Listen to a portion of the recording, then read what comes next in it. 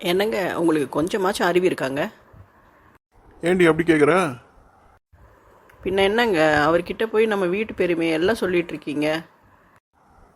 ஏண்டி அவரையும் அவரோட குடும்பத்தையும் நம்மளுக்கு ரொம்ப வருஷமாக தெரியும். அவர்கிட்ட இதெல்லாம் சொல்றதுனால ஒன்றும் தப்பாயிடாது. இல்லைங்க, இப்படி போகிறவங்க வரவங்க எல்லார்கிட்டயும் நீங்கள் நம்ம வீட்டு பெருமையை சொல்லிட்டு இருந்தீங்கன்னா நம்ம பசங்க மேலே கண்ணு பட்டுருவோங்க. கல்லடி பட்டாலும் பரவாயில்ல, கண்ணடி படக்கூடாதுன்னு பெரியவங்க சொல்லுவாங்க. என் பசங்க மேலே யாரு கண்ணும் படக்கூடாதுன்னு நான் நினைக்கிறேன். அதெல்லாம் சரிதான். ஏன் இந்த செந்தாமரை இன்னும் அவரோட பெரிய பையனுக்கு கல்யாணம் பண்ணாமல் இருக்காரு? பையன் பார்க்கவும் ரொம்ப லட்சணமாக இருப்பானே, எந்த பொண்ணும் அவனை வேணான்னு சொல்லாது. ஏங்க உங்களுக்கு விஷயமே தெரியாதா? அந்த பையன் காலேஜ் படிக்கும்போது யாரோ ஒரு பொண்ணை ரொம்ப லவ் பண்ணியிருக்கான்.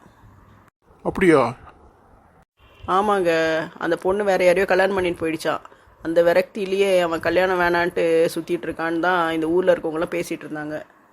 அவன் நல்ல பையனாச்சே, அவனை போய் எந்த பொண்ணு வேணான்னு சொல்லியிருக்கோம்? இந்த விஷயத்த நம்ம பொண்ணு தான் சொல்லிட்டு இருந்தா. அவளுக்கும் இதை பற்றி ரொம்ப தெரியல. நாங்களும் ஒன்றும் கண்டுக்காமல் விட்டுட்டோம்.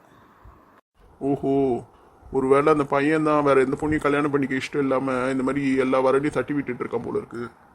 மற்றவங்க குடும்ப கதை நமக்கு எதுக்குங்க, நம்ம வேலையை பார்ப்போம். சரி, பொண்ணுக்கும் ஃபோன் பண்ணி ரொம்ப நாள் ஆச்சு. இன்னைக்கு நீ அவளுக்கு ஃபோன் பண்ணனா என்கிட்ட கூட நானும் கொஞ்ச நேரம் பேசுகிறேன். சரிங்க.